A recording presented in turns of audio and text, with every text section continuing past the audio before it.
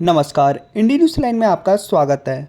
न्यूनतम पेंशन बढ़ाने की मांग को लेकर राष्ट्रीय संघर्ष समिति ने बुधवार को तालकटोरा गार्डन में बैठक की। आइए जानते हैं इस दौरान संगठन के अध्यक्ष कमांडर अशोक रावत ने क्या कहा।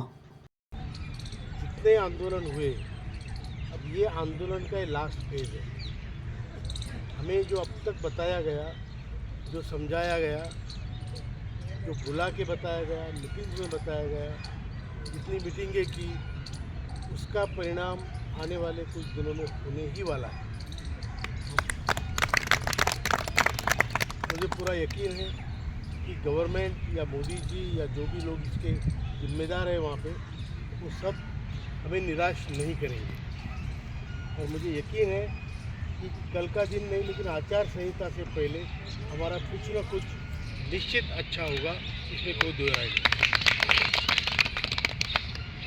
आप लोगों ने बहुत बड़ा संघर्ष किया है। 8 सालों से हम सब लोगों ने मिलकर संघर्ष किया है और ये संघर्ष की दिशा हरदम सामूहिक निर्णय के तहत तय की गई है। और इसलिए ये कोई अभी आजकल मैंने एक दो यूट्यूब वगैरह देखे कि उसमें बोला है कि दिशा गलत है, ट्रैक गलत है। ऐसा कुछ नहीं है। जो लोग ज्ञान बांट रहे हैं उनको कम से कम सिस्टम का मालूम होना चाहिए। सरकार के अंदर प्राइम मिनिस्टर होता है, जो मुखिया होता है, उसका एक मिनिस्ट्री होती है। मिनिस्ट्री के अंदर कई डिपार्टमेंट्स होते हैं, एक दूसरे में ये उलझे हुए हैं और इनको कहाँ किसको अप्रोच करना है ये बखूबी जानते हैं। सब मैच्योर्ड लोग हैं। हम जानते हैं मिनिस्ट्री की लेवल क्या है, हम जानते हैं ईपीएफओ की लेवल क्या है। कोई बोल रहा था, मुझे हंसी आई, ईपीएफओ के पास पैसा है तो जाके उसकी कॉलर पकड़ो, उसको बोलो इस्तीफा दे दो। ऐसा नहीं होता है भाई। तो इंडिविजुअल साहूकार थोड़ी है, वो एक आईएएस अधिकारी है, एक डिपार्टमेंट संभालता है। मिनिस्ट्री में ऐसे कई डिपार्टमेंट हैं, रोजगार के हैं, एम्प्लॉयमेंट के हैं, रिटायर्ड लोगों के हैं, वेलफेयर के। उसमें से एक डिपार्टमेंट ईपीएफओ का है। तो एक डिपार्टमेंट, ऐसे कई डिपार्टमेंटों से मिनिस्ट्री बनती है और ऐसे कई मिनिस्ट्री से सरकार बनती है।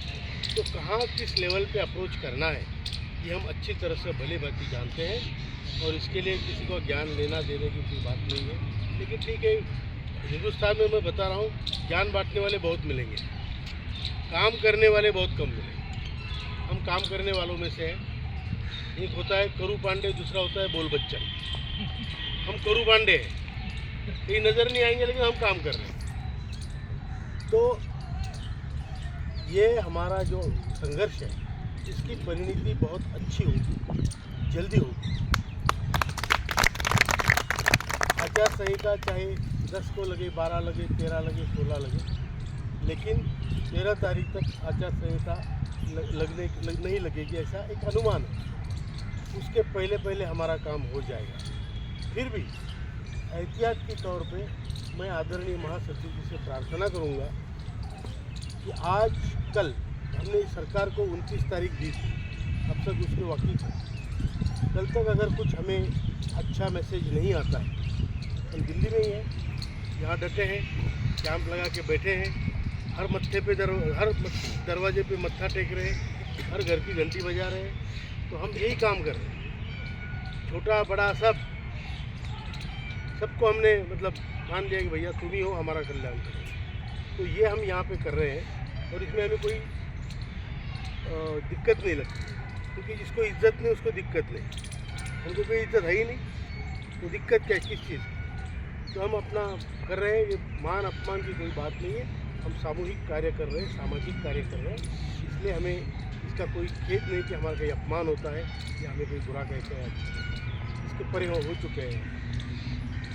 रही बात, अगर हमारा काम कल तक अगर हमें कोई स्ट्रांग मैसेज नहीं आया, तो मैं महासचिव जी को प्रार्थना करूंगा, जरूर मीटिंग लीजिए और आने वाले 13 तारीख से पहले एक भयंकर आंदोलन पूरे देश में खड़ा करें। फिर वो चाहे जो हो, चाहे कलेक्टर ऑफिस में ये हो या सामूहिक कुछ हो या जो भी हो, या जैसे चुनाव पे बहिष्कार हो, बहिष्कार। जो डेमोक्रेसी हमारे काम की ही नहीं रही, उसमें हम इसको मत दे उसको मत दे, सब तो सारे एक जैसे हैं। तो ये समझ के हमें कोई बड़ा निर्णय लेना पड़ेगा जिसको सरकार को ये समझ में आए कि हमारी गलती की वजह से, हमारे असंवेदनशीलता की वजह से समाज का इतना बड़ा हिस्सा डेमोक्रेसी को मान नहीं रहा है और वो अलग हो गया है। बात समझ बराबर है? मतलब मत भी हम दो और हम अपनी मांगे भी मांगो, संघर्ष भी करो, तुम्हारे मत्था टेको, रगड़ रगड़ के तुम्हारे सामने नाक अपनी छोटी करो, उसके बावजूद तुम कुछ नहीं करोगे, तुम बादशाह के बादशाह बनो। ऐसे नहीं चलेगा। तो हम इस मार्ग पे हैं, मुझे पूरा यकीन है गवर्नमेंट हमारी बात सुनेगी, हमारा काम करेगी।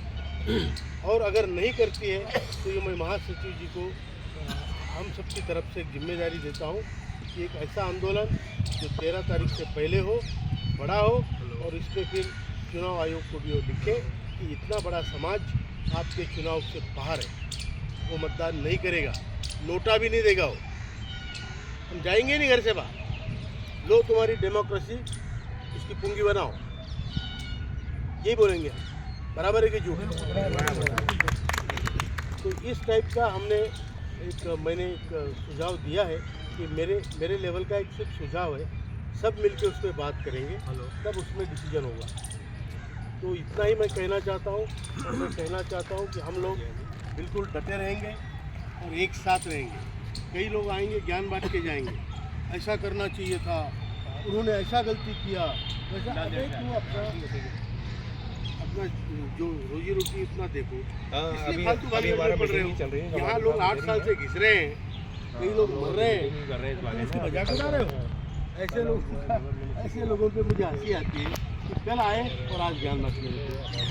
तो व्हाट्सएप यूनिवर्सिटी भी बड़ी जगह है, व्हाट्सएप यूनिवर्सिटी, इसमें कई लोग क्वालिफाइड हो जाते हैं और फिर बता देते हैं कि ऐसा नहीं करना चाहिए, ऐसे करना चाहिए। तो कर रहा है यार, तेरे को किसने रोका है? सामाजिक कार्य के लिए किसी को रोका है? सामने तो ये कठिन रास्ता है और ये हमारे पल्ले पड़ा है। ये फायदे का सस्ता और अच्छा रास्ता होता तो इसको कई पॉलिटिशियन पहले कर चुके होंगे। ये कोई नहीं करना चाहता, ये कठिन रास्ता है, इसलिए हम जैसे सामान्य लोगों के पल्ले पड़ा है और हम इसको बखूबी निभाएंगे। ये हमने लिया हुआ संकल्प है, इसको हम पूरा करेंगे।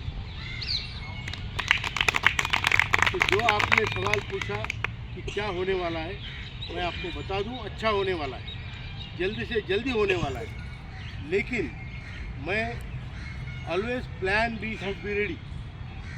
प्लान ये तो ये है कि अच्छा होगा, हम ताली बजाएंगे, खुश होंगे, नारे लगाएंगे, जो भी है, ये है प्लान ए।